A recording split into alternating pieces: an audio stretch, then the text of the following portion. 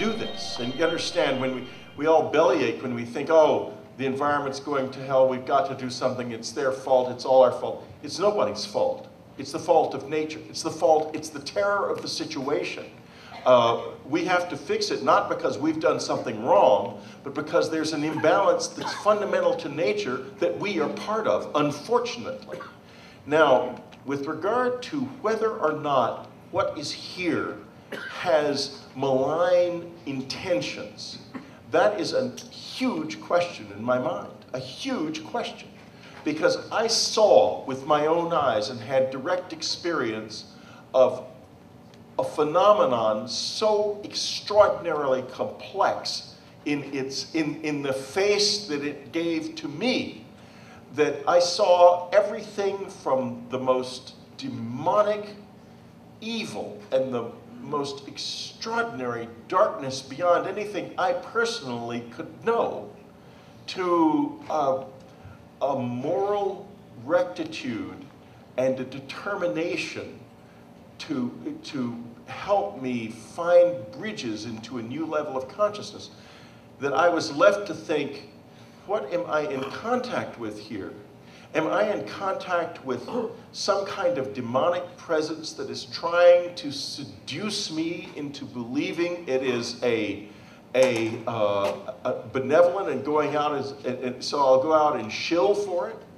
Or am I in fact in contact with something incredibly ancient and brilliant that is a lot more complicated than we are, but just as filled with black, white, gray, green, and everything in between? And I came to the conclusion that there is a dark side to this, and that there are other sides to this, and that we are going to be in the position of making choices that, to some extent, as we come into a very complex contact with this presence, as it focuses in our lives, to some extent we will be able to control. When I was a young man, I met a Kabbalist who had worked in Poland before World War II, where people who were knowledgeable about Kabbalah know that there were incredible achievements in terms of coming into contact with higher levels of consciousness and being, and living beings that were immensely potent and marvelous. And a tendency, she said, and she warned me, she already knew apparently what would happen in my whole life, and she said, you will have this, and you must never forget our experience, because we pushed the dark side away. We ignored the dark side, and suddenly it came bursting across what river was it? Not the Vistula, but anyway, bursting into Poland in these terrible men in black uniforms and covered with armor. And it destroyed everything. It destroyed the whole Kabbalah. It destroyed everything we had worked for.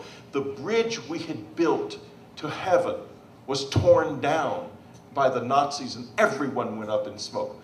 Don't ignore the dark side. And so what I've done is, I give part of my effort to the dark side. That's this comic that he referred to. It's a comic for a reason.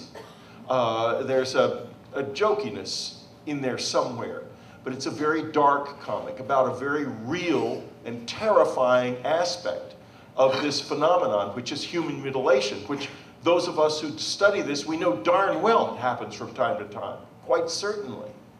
But is it done by all of the visitors? Maybe no one in this room would do an evil deed to anybody. There are no serial killers in here, hopefully.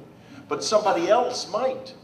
In other words, there might be people here from this society, some of whom are really screwed up, some of whom are really dangerous, some of whom are really exploitative, some of whom hopefully are worth having in our world, because we've got them, folks.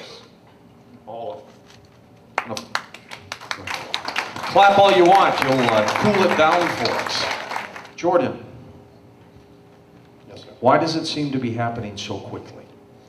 Well, I think that we are entering this 2012 idea, and I believe has some very valid validity to it. I think that we are spinning around in our galaxy and we're getting ready to come back to the beginning again, and I am totally convinced that we have a spiritual matrix in the universe, and what goes around comes around, and I think that there's spiritual reasons why we've come this far and what we're doing with our lives today and what's going to happen.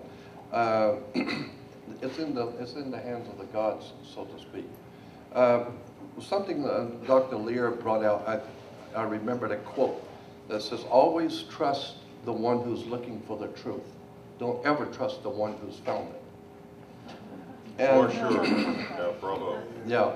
And I want to give you an example. If you have a two-story building, and some of you may have heard me say this before, but if you have a two-story building and you're going to put a lot of weight on the second floor, like printing presses or whatever, first of all, if you have any sense at all, you'll go downstairs with the building inspector and go up through the ceiling tiles and check the foundation of the floor to see if it's going to hold that kind of weight.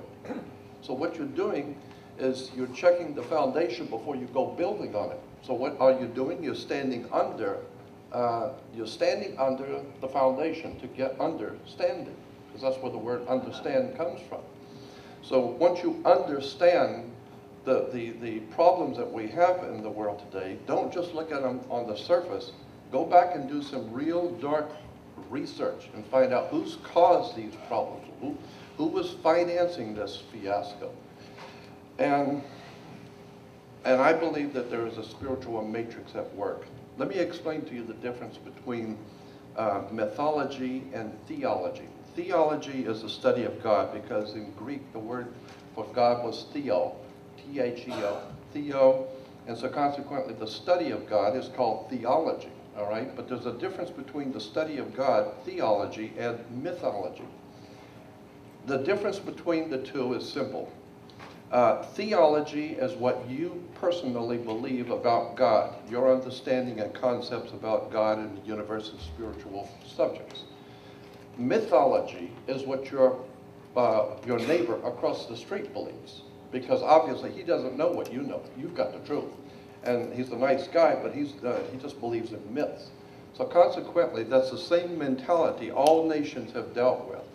We talk about people in the Arab world, in the African world, etc. But actually, we are all creations of our own environment.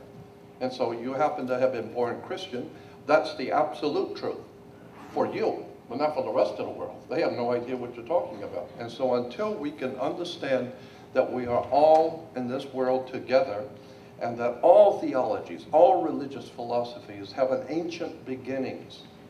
And once you begin to see the connections between Islam to Judaism to Christianity to all kinds of ancient philosophical and religious concepts, and all of a sudden things start making sense to you.